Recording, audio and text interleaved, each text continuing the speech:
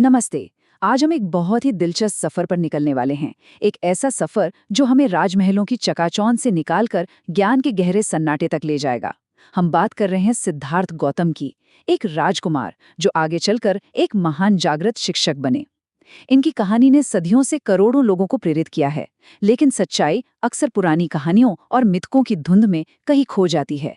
तो चलिए आज इसी धुंध को साफ करते हैं। सबसे पहला और सीधा सवाल, क्या बुद्ध वास्तव में एक भगवान थे? हम अक्सर बिना सोचे समझे कई बातें मान लेते हैं, लेकिन इस विश्लेषण का मकसद यही है कि हम ऐतिहासिक इंसान और सदियों पुरानी पौराणिक कथाओं के बीच एक साफ लकीर खींच सकें। देखिए, एक बहुत बड़ी गलतफहमी तो यहीं दूर हो जाती है। वो जो हम अक्सर एक हंसते हुए गोल-मटोल व्यक्ति की मूर्ति देखते हैं ना, जिसे लोग बुद्ध मान लेते हैं, दरअसल वो ऐतिहासिक बुद्ध हैं ही नहीं। वो तो 10वीं सदी की चीनी लोक कथाओं के एक पात्र, बुदाई या जापानी परंपरा के होटेई हैं, जो खुशी और प्रचुरता के प्रतीक माने जाते हैं। जबकि असली ऐतिहासिक सिद्धार्थ गौतम नेपाल और भारत के क्षेत्र के एक नश्वर मानव थे, एक ऐसे शिक्षक जिन्होंने खुद पूजा पाठ और कर्म कांडों का कड़ा विरोध किया था और लोगों को खुद की जिम्मेदारी लेने को कहा था। नाम से कहीं बढ़कर, चलिए देखते हैं इसके पीछे क्या है। तो सबसे अहम बात जो हमें समझनी है वो ये कि बुद्ध किसी व्यक्ति का नाम नहीं है, ये तो एक उपाधि है। संस्कृत में इसका सीधा सा मतलब होता है एक ऐसा व्यक्ति जो जाग गया है।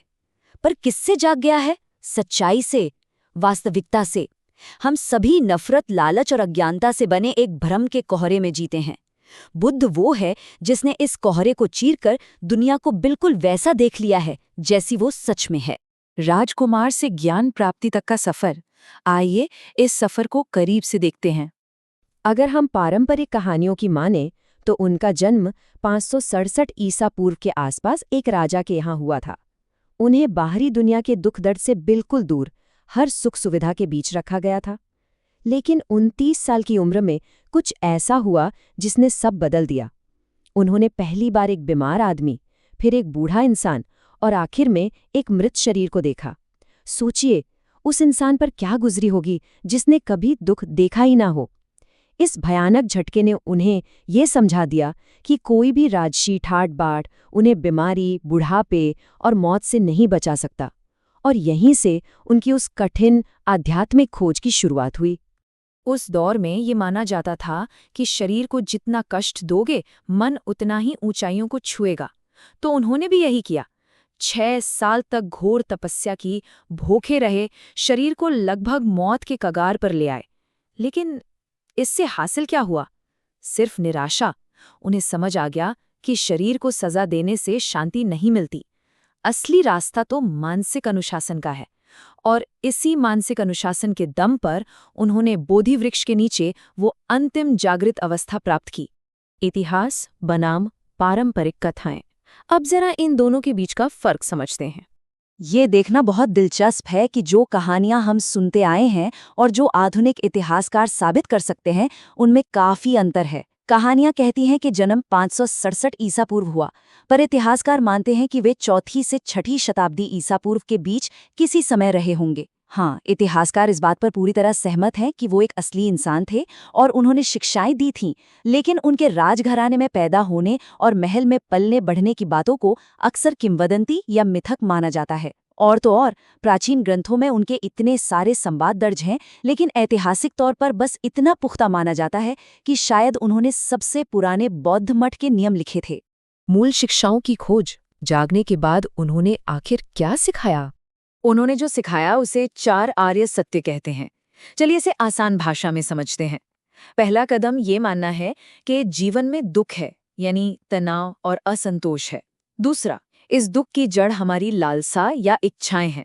हम हमेशा उन चीजों के पीछे भागते हैं जो हमें लगता है कि हमें खुश करेंगी, और यही चिंता का कारण बनता है। तीसरा, अच्छी खबर यह है कि इस लालसा से छुटकारा पाना बिल्कुल मुमकिन है। और चौथा, इस छुटकारे का रास्ता अष्टांगिक मार्ग है। मतलब मुक्ति किसी पर आंख मूंद कर विश्वास करने से नहीं मिलेगी, बल्कि खुद की समझ बढ़ाने और सही आचरण करने से मिलेगी। ज्ञान प्राप्ति का असल मतलब क्या है? आइए इस सबसे बड़ी गलतफहमी को दूर करते हैं। अक्सर हमें लगता है कि एनलाइटनमेंट या ज्ञान प्राप्ति का मतलब है 24 घंटे किसी जादुई आनंद या नशे जैसी स्थिति में रहना। बिल्कुल नहीं। ये बस चीजों को, वास्तविकता को एकदम साफ साफ देखने की क्षमता है। ये कोई जादुई शक्ति नहीं है जो बस कुछ खास लोगों को मिलती है, बल्कि ये हमारे अपने बुनियादी बुद्ध स्वभाव को पहचानना है। ये अनुशासन का एक रास्ता है, जहां हम कुछ नया हासिल नहीं कर रहे, बस उसे महसूस कर रहे हैं जो हमारे भीतर पहले से ही मौजूद है। इस पूरी बात को समझने के लिए ये विचार बहुत ही कमाल का है। ध्यान से सुनिएगा। ज्ञान प्राप्त करने का अर्थ है उसे महसूस करना जो पहले से ही मौजूद है। बात बस इतनी है कि हम में से अधिकांश लोग कोहरे में खोए हुए हैं और इसे देख नहीं सकते। है ना कितनी गहरी बात? ये हमें बताता है कि जागना किसी मंजिल तक पहुंचना नहीं है, बल्कि उस सच्चाई को देखना है जो इस वक्त हमारे अंदर है। तो अब हम एक सवाल के साथ इस चर्चा को खत्म करना चाहेंगे। अगर बुद्ध स्वभाव हम सब में पहले से मौजूद है, तो आज हमें जागने से कौन रोक रहा है? लालच, नफरत या अज्ञानता का वो कौन सा कोहरा है जिसने हमारी अपनी असली पहचान को हमसे छिपा रखा है? जरा इस पर गहराई से सोचिएगा। आज के इस विश्लेषण में हमारे साथ जुड़ने के लिए बहुत बहुत शुक्रिया।